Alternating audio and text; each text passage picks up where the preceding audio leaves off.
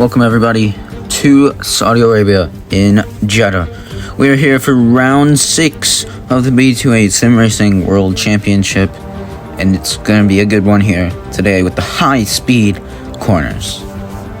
24 degrees Celsius, clear and dry as expected. And let's take a look at the track map then.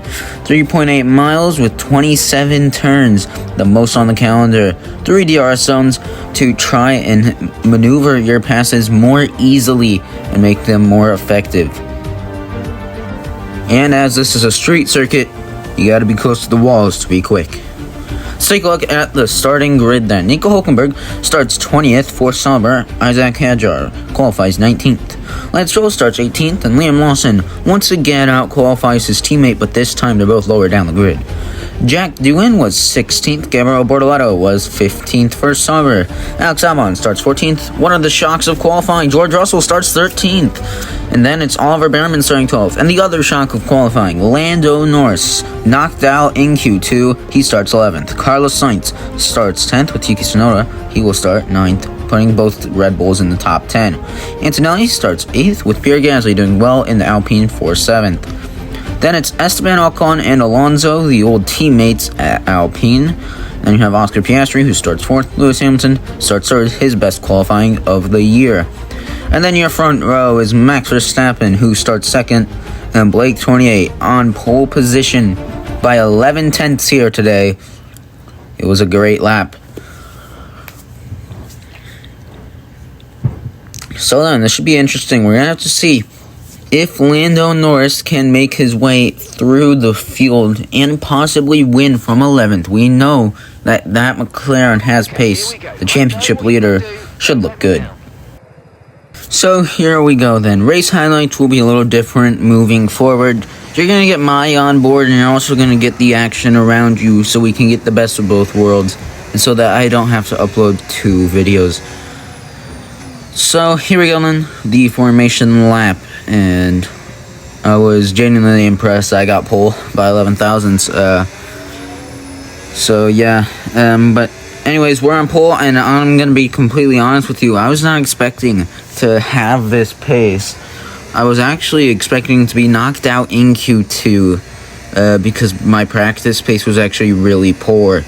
But I mean, I tweaked the setup a little bit before qualifying, and I guess it made a difference. So here we go then. We're going to point towards the left, towards Max Verstappen in our parking, so we can try and cover him off on the race start. Everyone on the medium tires, and we're coming to 5 red lights for round 6 here, and we are underway. We cover up Max Verstappen quite well. Our teammate might have a go at him. However, we're going to look at Lando Norris further back. Hamilton can't get Verstappen. Norris versus Carlos Sainz is the battle for Lando. Can Lando Norris try to get past Carlos Sainz? He needs a good start. If he can get a position, that'll help. Sainz will keep the spot, so Norris can't get a position up.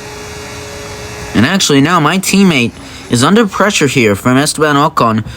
I was impressed by him and Alonso's qualifying. They both qualified really well, and I think they might actually have some pace here as Ocon fights Lewis, and he'll even get past. We're on lap 5, and that's the engine for Carlos Sainz going up in smokes, unfortunately for him. So that is not what you want to see, but Mercedes engines have been struggling in the real world and in our game as well. Meanwhile, Norris, little bit of a wiggle entering the corner, but he's going to try to make it work around the outside, and they're now going to the DRS detection. Behrman, and they actually both have DRS because of Antonelli in front. However, Norris will be able to make this a simple move, and he will get up to 10th. Actually, no, Behrman's going to continue to fight it. Norris, can he just clear him? He finally does with this terrible camera shot and does it. And then there's Norris going past Antonelli, so he's climbing up the field, but pretty slow. And Bortoleto's engine is now blown, and that's not exactly what I want to see. We've now had 2 Ferrari engines blow up in the past 2 races. Lewis last race and Bortoleto now this race. That's not what you want to see. But that is Bortoleto retiring on lap 9. And it is lap 11 now. You see, we had an objective to stay ahead of Verstappen until lap 16. However, we won't need to do that. But I missed my turning point, so it's going to be a 3.2 stop time here. But we still remain in the lead. Verstappen also had a bad stop, and it actually allowed Oscar Piastri to jump him in the pit lane. So Piastri's now closest to me.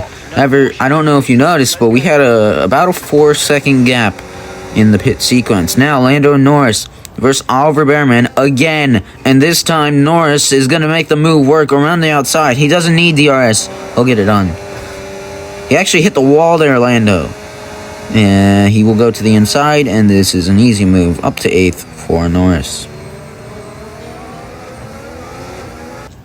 Lap 18, it's the battle for second place. Verstappen trying to get past Oscar Piastri here. The question is, can Piastri fight it? He does have the DRS, so Piastri will keep that. And we're going to win by 3 points. Great job, guys. This car, it does everything I want it to do. Well, that is that race. As you can see by my team radio, we actually did bring 3 upgrades the past 2 races. We brought 2 for Bahrain, 1 for this race, and the car is amazing now. Lando Norris, he climbs through the field to finish in 5th place for McLaren. Thank you guys for watching, and I'll let you enjoy the rest. As we reflect on the team's impressive performance today. And it's always good, Crofty, to get that momentum on your side, and it's really good for your confidence as well. The more confident you are, the further that can take you.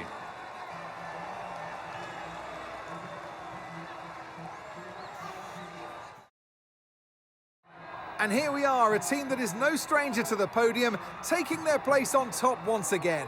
A sublime race today, and a stunning win for Ferrari.